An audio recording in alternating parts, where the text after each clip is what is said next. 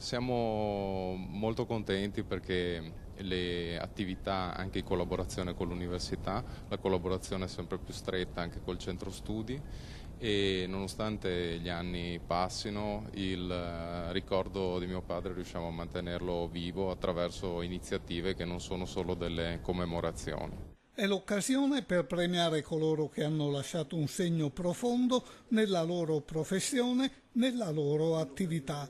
Fra i prescelti dalla giuria Marco Paolini, Renzo Rosso e il quirinalista del Corriere della Sera Marzio Breda. Obiettivo del premio Giorgio Lago segnalare all'attenzione pubblica quelle figure che interpretano fattivamente i valori del Nord-Est e contribuiscono a costruire quella dimensione metropolitana di cui Giorgio Lago è stato precursore. È soddisfatto per quello che riguarda le scelte della giuria?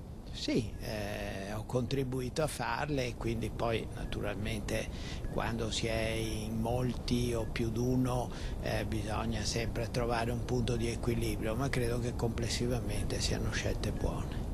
Quest'anno, nell'ambito del premio, anche un concorso riservato ai nuovi talenti del giornalismo. Siamo stati in accordo su questi giovani: Vienna del Tito Livio, Cernic del Canova e Zilio del Giorgione.